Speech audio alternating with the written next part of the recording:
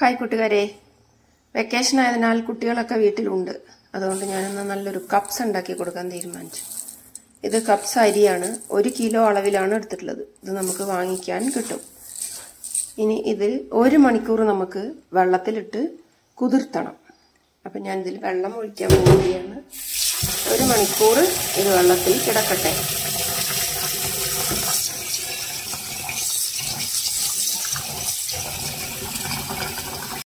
മൂന്ന് തക്കാളിയാണ് എടുത്തിട്ടുള്ളത്.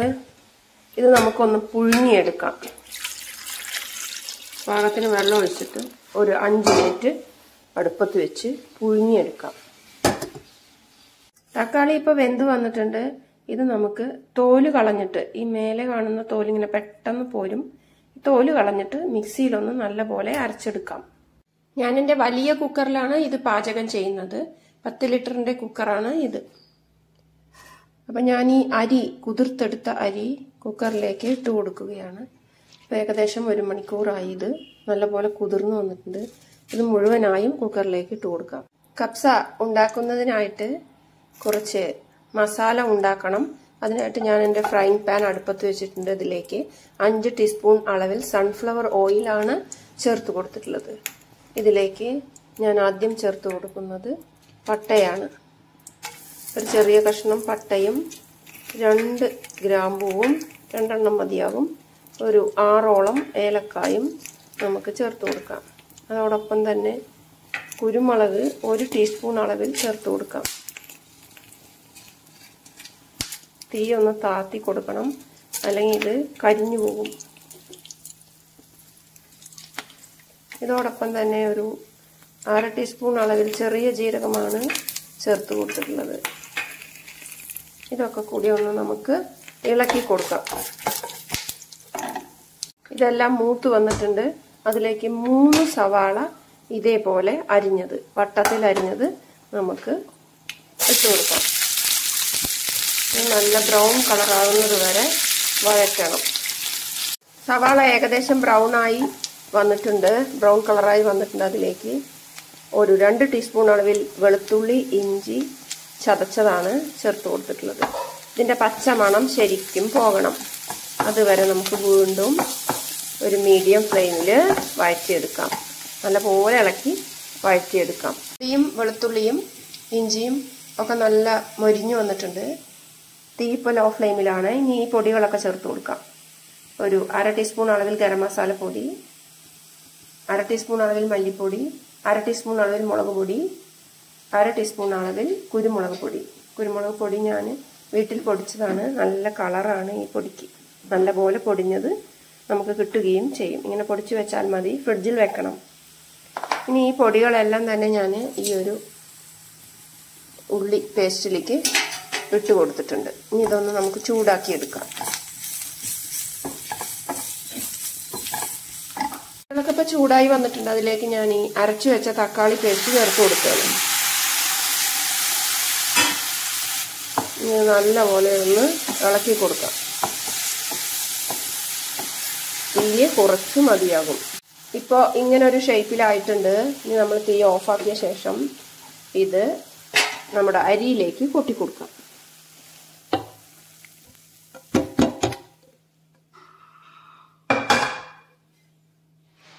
ഇതിലേക്ക് ഞാൻ പൊടിയായി അരിഞ്ഞു വെച്ചിട്ടുള്ള മല്ലിയിലയാണ് ചേർക്കുന്നത്. ഇത് അലങ്കരിക്കാനല്ല, ഇത് ഈ ഒരു അരിയുടെ കൂടെ തന്നെ ചേർത്താൽ നല്ലൊരു മണമായിരിക്കും കപ്സയ്ക്ക്. ഞാൻ അതുകൂടി നല്ലപോലെ കഴുകി നുറുക്കി ചേർത്ത് കൊടുത്തിട്ടുണ്ട്. അടുത്തതായി കപ്സ മസാലയാണ് ചേർക്കുന്നത്. ഇത് കടയിൽ വാങ്ങാൻ കിട്ടും. ഇതൊരു 3 ടീസ്പൂൺ അളവിലാണ് ഞാൻ ചേർത്ത് കൊടുക്കുന്നത്.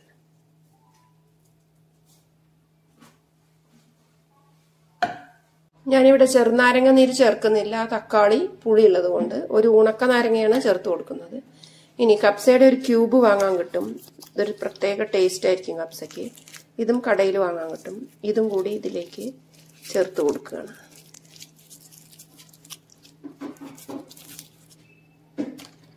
ഇറച്ചി ചേർക്കാതെയാണ് ഉണ്ടാക്കേണ്ടത് എങ്കിൽ ഇതുപോലെ എല്ലാം റെഡിയാക്കി വെള്ളവും ഒഴിച്ച് ഒരു വിസിലടിച്ചാൽ മതിയാകും.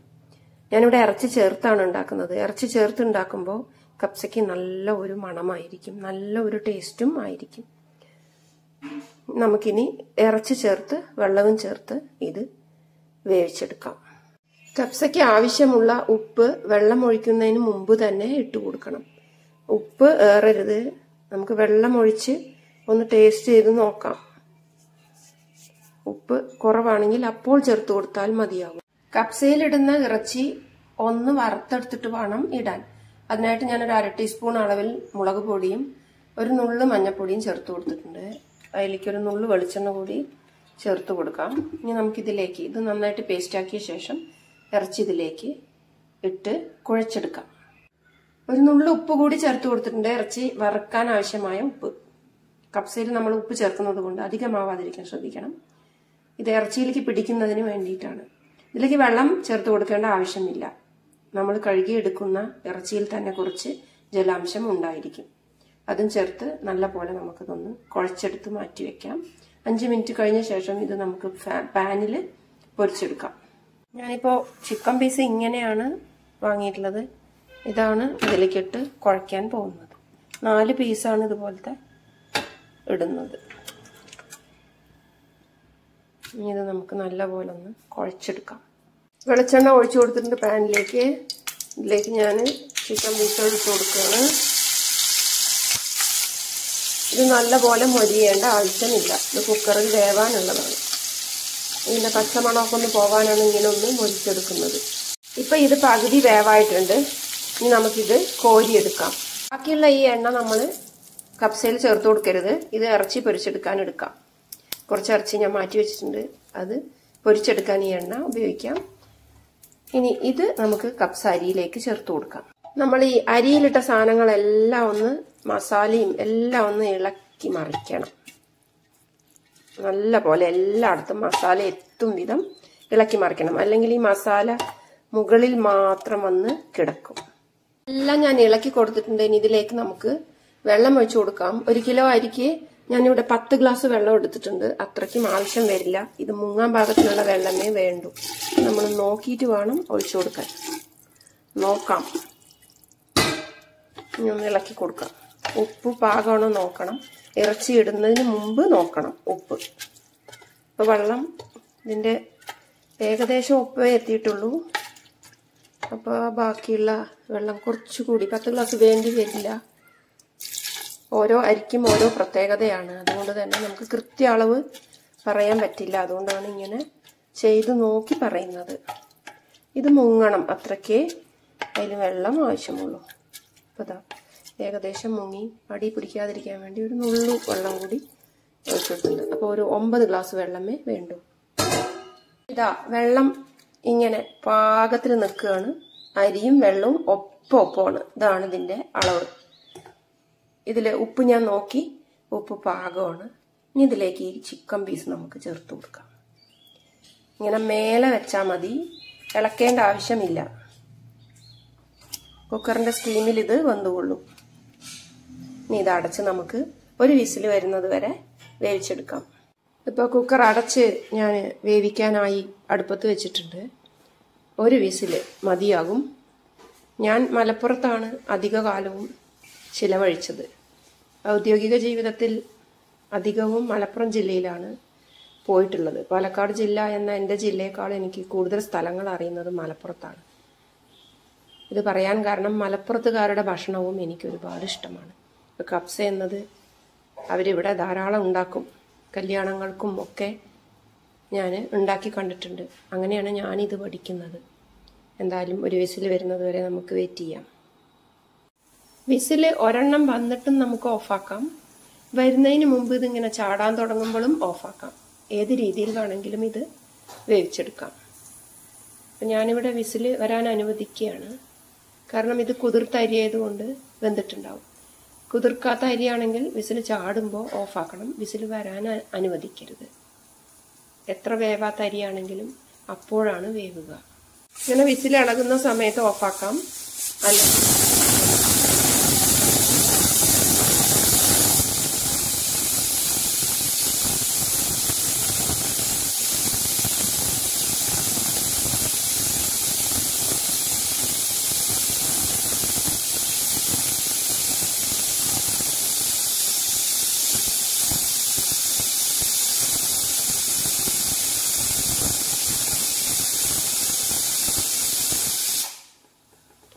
ഇനി നമുക്ക് തീ ഓഫ് ചെയ്യാം. അരമണിക്കൂർ കഴിഞ്ഞിട്ട് മാത്രമേ ഇത് തുറക്കാൻ പാടുകയുള്ളൂ. ഇതിൽ ഈ വിസിലൊന്നും കൈ തട്ടാതിരിക്കാൻ ശ്രദ്ധിക്കണം. ഒന്നും തട്ടരുത്. അരമണിക്കൂർ നമ്മൾ ഇതിന്റെ അടുത്തു നിന്നും പോവുക. അത് കഴിഞ്ഞ് വന്ന് തുറന്നു നോക്കാം. നമ്മൾ ഇനി കുക്കർ അരമണിക്കൂറിന് ശേഷം തുറക്കാൻ പോവാണ്. ഇപ്പൊ ആവിയൊക്കെ പോയിട്ടുണ്ട്. ഈ ആവി ഉണ്ടെങ്കിൽ ഇത് തുറക്കരുത്, അകത്താണ്. ഇതാ നോക്കി ആവിയെല്ലാം പോയി. ഇനി നമ്മളിത് തുറക്കാൻ പോവാണ്.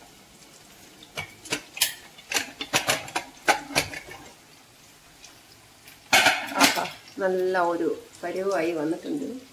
ഇനി ഇത് നമുക്കൊരു പാത്രത്തിലേക്ക് മാറ്റാം. വെള്ളമൊക്കെ പാകമായി വന്നിട്ടുണ്ട്. ഇത് നമ്മളൊന്ന് ഇങ്ങനെ ഇളക്കി മറിക്കണം. പതുക്കെ മറിക്കണം, ഇറച്ചി ഇളകരുത്. ആഹാ, നല്ല സൂപ്പറായി വന്നിട്ടുണ്ട്. ഇനി നമുക്ക് ഒന്ന് അടച്ചു വെക്കാം.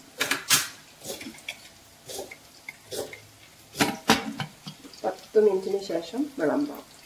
കപ്സയ്ക്ക് കൂടെ കൂട്ടാൻ വേണ്ടി പല പാനീയങ്ങളും ഉണ്ടാക്കാറുണ്ട്. അരിമുളകും വിനാഗിരിയൊക്കെ ഇട്ട് ഉണ്ടാക്കാറുണ്ട്. പിന്നെ മയണൈസ് കൂട്ടാറുണ്ട്, അൽഫഹം കൂടെ കൂട്ടാറുണ്ട്. ഞാനതൊന്നും ഉണ്ടാക്കണില്ല. എനിക്ക് ഇതാണ് ഇഷ്ടം. തക്കാളി, പച്ചമുളക്, മല്ലിയില, ക്യാരറ്റ്, വലിയ ഉള്ളി ഇതുകൊണ്ടുള്ള ഒരു സാലഡ്. അപ്പം ഞാൻ ഇതെല്ലാം ഇതിലിടാൻ പോവാണ്. വലിയ ഉള്ളി പൊടിയായി അരിഞ്ഞതിൽ ഇട്ട് കൊടുത്തിട്ടുണ്ട്. ഉപ്പും തൈരും നമുക്ക് കൂട്ടി കൊടുക്കാം. പാകത്തിന് ഉപ്പും കൂടി ചേർത്ത് കൊടുത്തിട്ട് നമുക്കിതിലേക്ക് തൈര് ഒഴിച്ചു കൊടുക്കാം.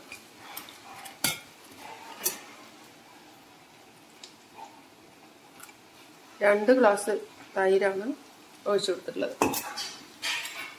ഒരു ക്യാരറ്റ്, ഒരു തക്കാളി, 2 പച്ചമുളക്, 2 വലിയുള്ളി, മല്ലിയില കുറച്ച്. ഇത് നല്ലപോലെ നമുക്ക് ഇളക്കി മറിക്കാം. 10 മിനിറ്റ് കഴിഞ്ഞിരിക്കുകയാണ്. അപ്പോൾ നമ്മുടെ കപ്സയിൽ നിന്ന് ഇങ്ങനെ ആവി വരുന്നുണ്ട്. ഇറച്ചിയും കപ്സയൊക്കെ ഒന്ന് പാകമായി വന്നിട്ടുണ്ട്. ഇത് നമുക്ക് പതുക്കെ ഇറച്ചി ആദ്യം വരുന്നത് അടപ്പ് ഞാൻ തുറന്നു. 10 മിനിറ്റിന് ശേഷം ആവി പറക്കുന്ന കപ്സ റെഡി ആയിട്ടുണ്ട്. നല്ല ടേസ്റ്റാണ് ഇതിന്. ഇനി ഇത് നമുക്കൊരു ചൂടാറാത്ത പാത്രത്തിലേക്ക് മാറ്റാം. ഇറച്ചി ആദ്യം ഇട്ടിട്ട് മുകളിൽ കപ്സച്ചോറ് ഇട്ട് കൊടുക്കാം. നമ്മൾ ഇറച്ചി ആദ്യം ഇട്ട് കൊടുക്കുകയാണ് ചൂടാറാത്ത പാത്രത്തിലേക്ക്. അതിന്റെ മേലെയാണ് നമ്മൾ ചോറ് കൊത്തി കൊടുക്കുന്നത്. ഇറച്ചി ഒന്ന് ഉടഞ്ഞോട്ടെ, കുഴപ്പമില്ല. നല്ല മണം വന്നുകൊള്ളു.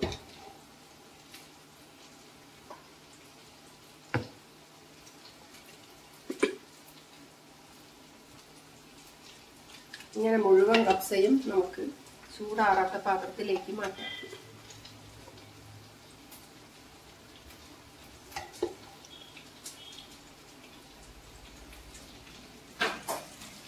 ഇതിന്റെ അടിയിലൊന്നും പിടിച്ചിട്ടില്ല. ആ വെള്ളത്തിന്റെ പാകമാണ് അതിന് കാരണം. 9 ഗ്ലാസ് വെള്ളം. നമുക്കിതിങ്ങനെ വിളമ്പി കൊടുക്കാം ഒരു പ്ലേറ്റിലേക്ക്. ഇറച്ചിയുടെ കഷ്ണമൊക്കെ കുറച്ച് ഇട്ട ശേഷം അതിന് മേലെ ചോറിങ്ങനെ ഇട്ട് കൊടുക്കണം. അതിനുശേഷം ഈ ഒരു സാലഡ് കൂടി നമുക്ക് അരിയിലിങ്ങനെ വെച്ച് കൊടുക്കാം. പിന്നെ നമ്മൾ വറുത്ത ചിക്കൻ കഷ്ണങ്ങളായിട്ട് ഇങ്ങനെ വെച്ച് കൊടുക്കാം. നല്ല ടേസ്റ്റ് ആയിരിക്കും.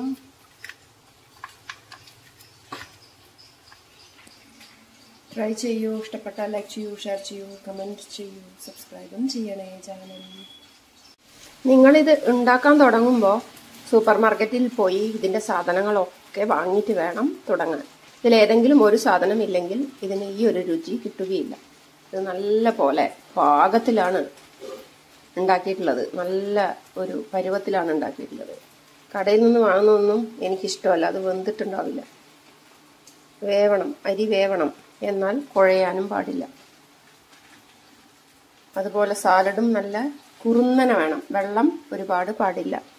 നല്ല പൊരിച്ച ചിക്കനും കൂടി ഉണ്ടെങ്കിൽ കുട്ടികൾക്ക് ഭയങ്കര ഇഷ്ടമുള്ള ഒരു വിഭവം ആണ് കപ്സ റൈസും പൊരിച്ച ചിക്കനും ഉള്ളി തക്കാളി സാലഡും. മല്ലിയിലിടാൻ പ്രത്യേകം ശ്രദ്ധിക്കണേ.